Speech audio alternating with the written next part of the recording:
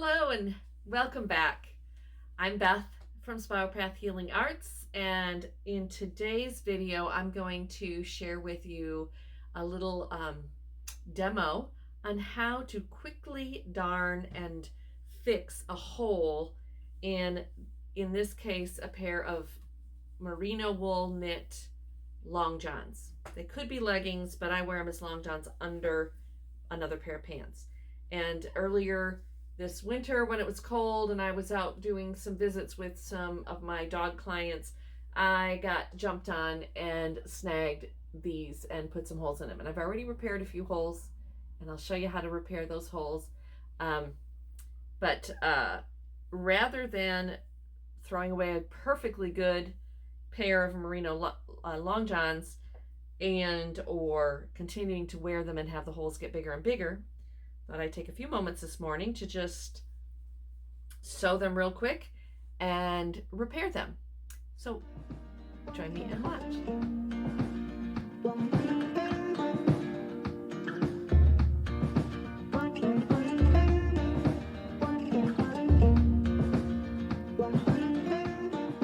Today's sacred action that I'm going to be sharing with you is the sacred action of mending and repairing. In this day of fast fashion, we tend to just toss it if it gets a hole in it, or if the button falls off or the zipper rips. And I've said many times over the years that I would rather make a garment from scratch than alter it or mend it. But times are changing. My attitude is changing.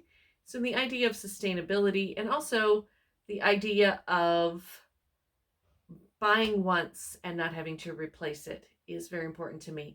I would rather buy something of better quality, perhaps a little higher price, or thrift it and mend it, than buy 4 or 5 of the same item over the same amount of years that will serve me.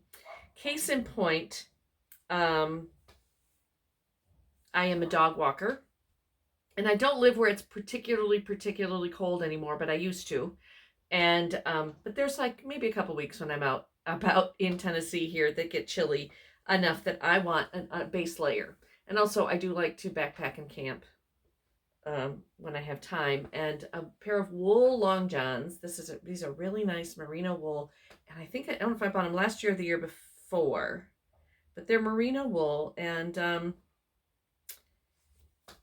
I take good care of them. Again, I don't have to wear them very often, but one of my clients, when I was not wearing particularly like heavy pants over these, jumped on me and through my lighter weight pants put holes, snagged these merino wool. And if I don't do something about those holes in the backside of them, and when I say one of my clients, I mean one of my dog clients, not their human owners, didn't snag my pants. They're going to get bigger and rip out, and I'm going to have to replace these beautiful merino wool. To me, they still look like long johns and not leggings, but I usually wear them as a base layer or like a sleep layer when I'm camping. So anyway, I'm going to show you how to, and I've already done one just as a test, to free motion darn with your sewing machine these holes to make patches. So this is just a quick and simple little video on how to do this. So I'm going to move the camera and come over here closer to the machine where you can see what I'm doing. So the first thing you're going to want is to set your machine up for free motion stitching, free motion quilting it can be called, or darning stitch it could be called. And really you don't have to set anything different on your machine, just a straight stitch, but you have to either lower your feed dogs or cover them depending on your machine. And your owner's manual should be able to tell you that. My machine just has a button on the side that drops the feed dogs. And the feed dogs are those little kind of bars of teeth that kind of move like this to move feed the fabric through underneath the presser foot. And the presser foot is the thing that comes down. And so you don't want those doing that while you're free motion moving. And then you'll need some kind of free motion foot.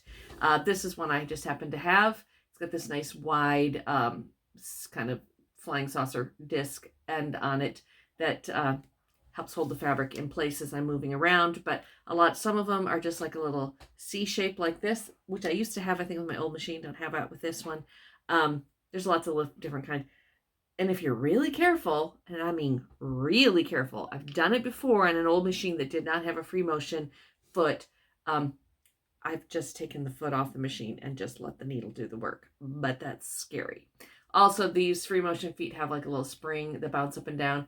It's not really applicable in this particular case, but when you're quilting, that comes into play. So I'm going to put that on my machine. The other thing I'm going to use is, if you watched my apron video from last week, this is the pattern tracing material that I use, and it's just a lightweight non-woven interfacing. So any lightweight interfacing will do. I don't want to use an iron-on one because I don't want it that stiff. And I'm just going to cut a piece of this bigger than the hole, because I can trim the excess off when I'm done, bigger than the hole that I am going to cover. So this is the hole. Where did it go? This one right here is the one I'm going to work on next. And on the inside, I'm going to just place this. I could pin it in place. I think I can probably, do I have a pin? All right, let's pin it.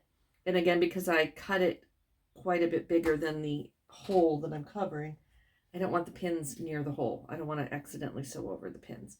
So I have pinned the interfacing on the inside. So as you can see, I have placed this lightweight interface inside the wrong side of the leggings, the underwear, long underwear, and then I've pinned it on the right side. So if I need to move the pins, I won't accidentally, I can see them, I won't hit them. So now I'm going to put this under the presser foot and get sewing. So here we go. The presser foot is on the machine and the feed dogs are down. Some machines will have like even a smooth plate that goes over, so there's nothing here, but I'm not going to worry about that. And going to place this under the machine, making sure that I only have the single layer, that I don't have, any of the other leg or any other part of my piece that I'm going to darn. And I'm going to slide it under the foot here. And I don't want to stretch this open. I just want it to just kind of be in a relaxed state. And I'm going to start stitching. Now I have to move the fabric. If I don't move the fabric, it's just going to stitch in one place. And that ain't what I want. So I'm going to kind of frame my hole and then go back and forth times. And if you have never done this before, I suggest you practice on a scrap a little bit just to kind of get an idea. And for this hole, this is probably enough to keep this from fraying anymore, opening up, but I'm going to go over it just a little more, just kind of different directions.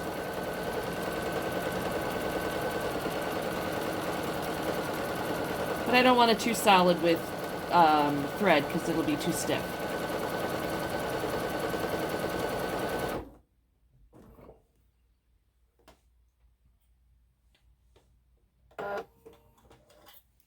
And there you have it. Take my regatta here. So you can see the back side. So then what I will do is I'm going to carefully, so I don't make any new holes, trim away and just leave a little border of the interfacing around there. If you have very sensitive skin that this might still feel a little rough against it, maybe you could experiment with using like a piece of old t-shirt knit and hold it in place, pin it in place there, and have that, and have kind of a double layer. But I didn't really want a double layer. I wanted it to be is just the thread holding things together. So that is the patch. There's the other patches I did earlier, and I kind of traveled from one patch to the other on those just to save time. But I have a few more to do, a few more little spots. Do this on a sweater. that had a hole in the front of it. But since these are underwear, long underwear, that are going to be worn under another pair of pants, this is going to add a long time of use. I also have a pair of silk long johns that I tend to wear more than these because these are pretty warm. These are my up north long johns. But the silk ones just add a nice little extra layer of kind of wind and warmth, wind protection and warmth down here on a really cold day. But they had blown a seam this fall. And so I don't have them here to show you, but I did repair them earlier in the season as well and have gotten another season of wear out of them. So, and those I've had for a very, very long time. They've been through the wars, so to speak. But so I hope I can have inspired you to, first of all, be mindful when you're purchasing fashion. Fast fashion is really been destroying our planet. Straight up. It's unethical as far as labor work, the people making it, the wages that the working conditions, the wages they're getting paid, things like that are just horrific in many cases. And we're just throwing away so much fabric, clothing, and it's just rotting.